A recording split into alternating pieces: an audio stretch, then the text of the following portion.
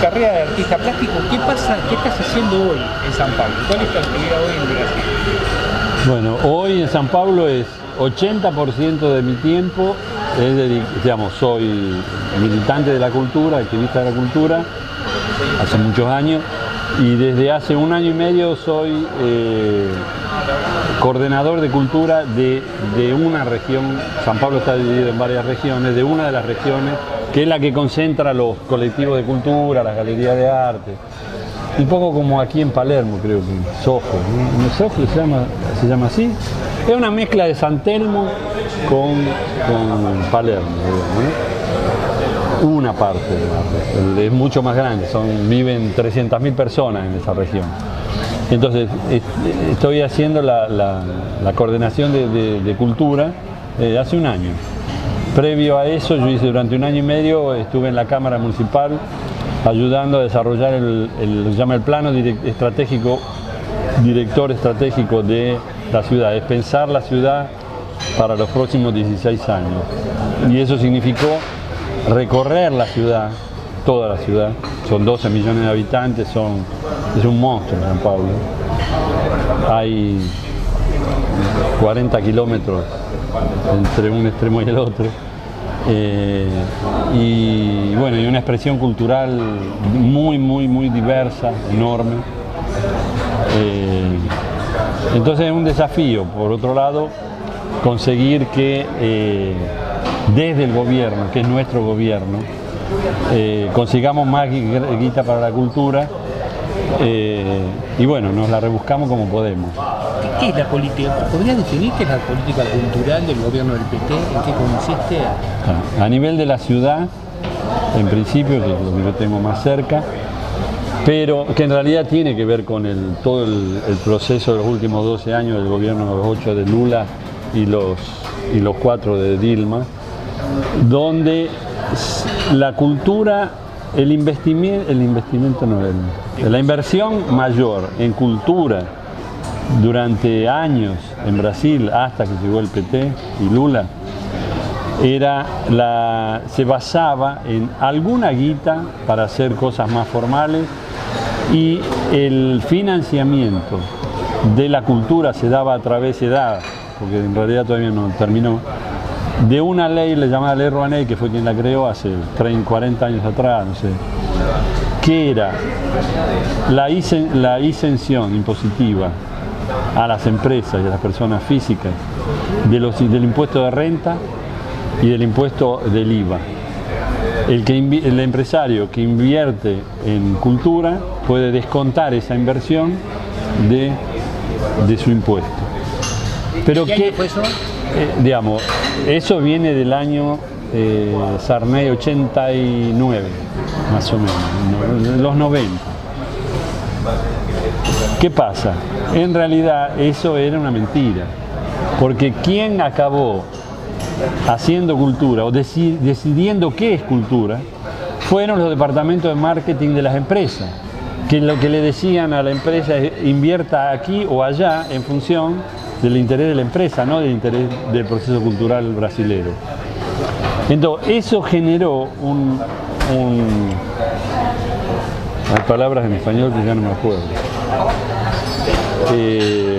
Un engendro a donde en realidad los tipos que menos precisaban eran los que recibían billones de dólares para financiar obras de teatro. El Circo de Soleil, ¿sabes lo que es?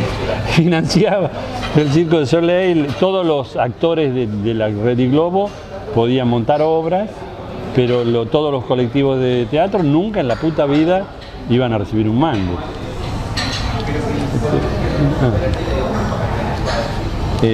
Entonces, primera decisión, así que se asume el gobierno en el 2003, fue empezar a crear, ¿cómo se llama? Financiamiento, pero no son editales, edital de financiamiento para teatro, para cine, a donde cualquier persona podía presentar, cualquier artista, cualquier productor cultural podía presentar proyectos, y había una comisión más o menos Isenta, ¿se dice Isenta? Decente. ¿Eh? Decente. No, Isenta es que no tiene que ver con... imparcial. Y que decidía a través de un lente político y cultural qué proyectos eran los que ganaban esos editales. Entonces, empezó una democratización de la cultura de gran porte. Eso uno. Dos, esto es una cosa súper importante. Esa guita que las empresas ponían en productores y artistas que ellos determinaban, no solo hacían eso, sino que básicamente eran el eje Río-San Pablo. El resto del país no recibía un mango. Entonces la cultura brasilera, que de una riqueza inmensa, los propios brasileños no sabían cuál era su cultura.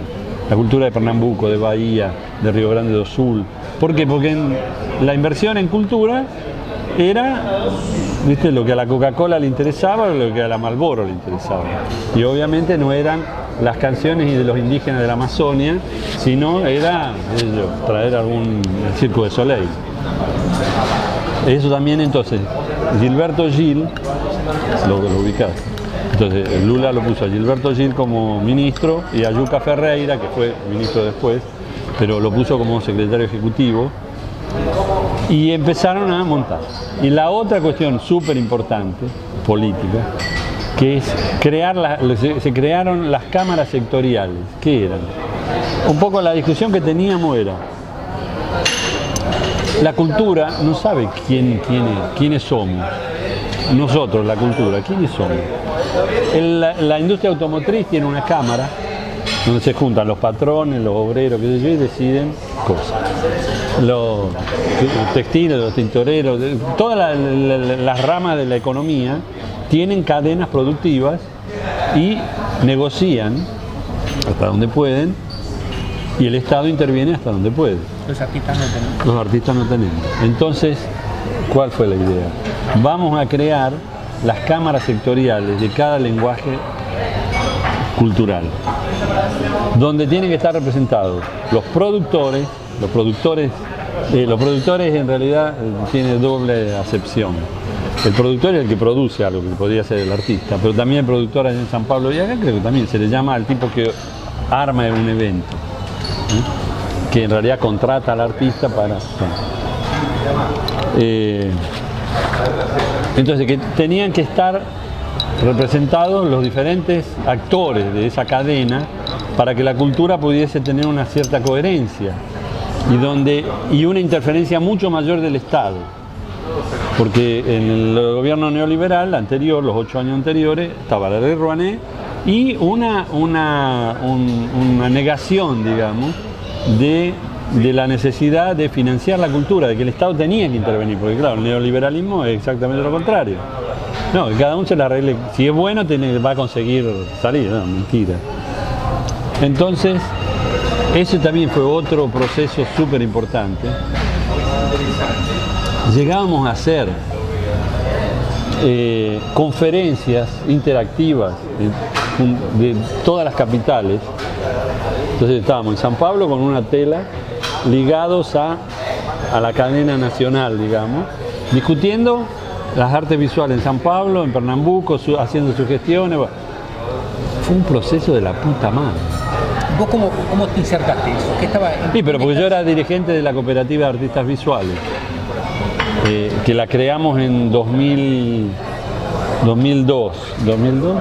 Sí, 2002 o 2003, ya no me acuerdo. Yo en 2003 me eligen la cooperativa, voy como representante y acabo siendo el consejero municipal, porque ese es la instancia de los consejos de la sociedad. Se creó el Consejo Municipal de Cultura y quienes componían ese consejo eran 2 representantes de cada lenguaje cultural. Y yo era uno de los de artes visuales. Pero me acabó dando trascendencia nacional porque iba a las conferencias nacionales, qué sé yo. Entonces, la cooperativa en realidad duró poco, 4 o 5 años. Porque por las propias características del artista plástico, que es individualista hasta la remaceta, por ser todo tipo de clase media que mal el arte visual, la gran mayoría no vive de crear, sino o de dar aula, o de clase, o de la familia, qué sé yo. La diferencia con el teatro era evidente. En teatro, viste, cada vez que nosotros íbamos a discutir con el gobierno la inversión en el lenguaje de cada uno, ellos metían 400 tipos de teatro y iban a la frente de la Cámara de Vereadores y conseguían 10 palos. Cuéntame, a nivel de integración, el proceso Mercosur, la integración, ¿vos participaste en algo que tuviera? No, esa es una deuda. Mira, yo la fui a ver ayer a Valeria, Verónica. ¿Cómo se llama la chica? Verónica. No, porque yo me la confundí con Karina. Le dije Karina, y yo dije, no soy Karina, y colgó. Entonces, ¿por qué? Porque en realidad hay un proceso del Mercosur, no se le ha dado mucha bola. Y yo no le he dado mucha bola. Porque estoy tan metido en la política brasilera que varias veces me dije, no, qué pelotudo, yo tengo que crear algún lazo, un puente cultural Buenos Aires-San Pablo, alguna historia, porque es mi vida. O sea, es una deuda que tengo conmigo y con la realidad política de nuestros países. O sea, puta, si yo conozco allá y conozco aquí, pese a que aquí estoy desactualizado, pero... ¿da? Entonces, ¿qué pasó? Ese lugar lo acabaron ocupando productores, o sea, tipos que llevan un festival de filmes, otro que lleva un grupo de teatro, otro que lleva... particularmente, y le pagan.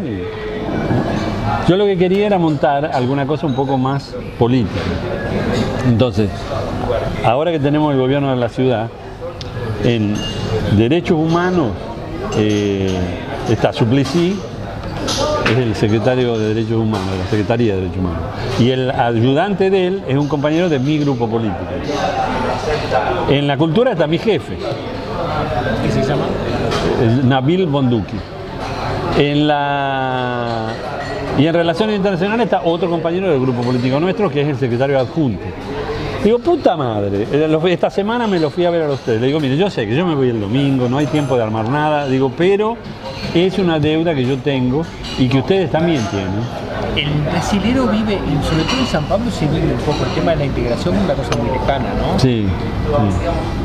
No, en general se habla del Mercosur que yo, pero no hay a nivel empresarial sí, pero a nivel de la cultura, Juan Falú, por ejemplo, él fue 2 veces ya, pero siempre convidado por alguien, digamos. O sea que tenés todo un desafío. ¿Te planteas un desafío? Claro, me planteo un desafío. El problema es que yo me planteo 5 desafíos por día y obviamente después no me da el cuero. Entonces, claro, embalo a la gente. Esto también está haciendo un movimiento público. Embalo. No, porque además, claro, estando en la gestión es un embole porque es una máquina de picar carne. Pero por otro lado, vos podés hacer cosas que siendo militante simplemente no tenés. Entonces, por ejemplo, ahora estoy haciendo una experiencia juntando cultura con salud mental. Creando, ¿vos escuchaste hablar de economía solidaria? Bueno, que es una cosa que en Brasil se está extendiendo de una manera increíble. Y entonces descubrí eso y estoy creando grupos donde se junta economía solidaria, o sea, con emprendedorismo y con salud. Ahora descubrí la única escuela secundaria que tiene design de muebles en la periferia y que nadie sabe en San Pablo. Y esta semana, exactamente esta semana, es el Design Week en San Pablo, pero que es en toda la ciudad, pero que en realidad son los ricos. Todos esos pibes que estudian en esa escuela, yo lo que conseguí es que los metiesen en la programación oficial ahora, esta semana, y voy a llevar una crítica, la mayor crítica de design, la voy a llevar a la escuela que yo, pero también me planteé, voy a hacer una economía solidaria junto con los pibes de esa escuela y los profesores, crear una sustentabilidad económica para esos pibes, porque si no van a acabar laburando de mozo, de cualquier cosa. Y con lo de salud mental que hice, pese a que Buenos Aires tiene una experiencia en la lucha antimanicomial muy grande. Allá también hay, pero no tanta como aquí. Pero mismo así, justo donde yo soy el coordinador de cultura, toda esa región, todo lo que es salud mental es de compañeros nuestros también. Entonces, ¿qué hice? Ellos tienen toda una técnica contra la hospitalización, se dice, de los pacientes mentales, y han ido creando grupos de trabajo que producen cosas. Entonces, unos producen artesanato, otros tienen una panadería, otros tienen un buffet. O sea, nosotros en las fiestas de reuniones políticas que hay que contratar buffet, los contratamos a ellos. Son todos locos, menos la que dirige. Pero lo que hacen Morphy, lo que sirven a las personas, qué sé yo. Entonces, con ellos conseguí un puta espacio frente a una feria que es como San Telmo. Un espacio que no es muy grande, pero que vamos a montar el grupo de economía solidaria de salud mental, donde todos ellos van a poder mostrar su trabajo y vender, ¿no? Entonces, estoy enloquecido, porque con la cultura se puede hacer un monte de cosas.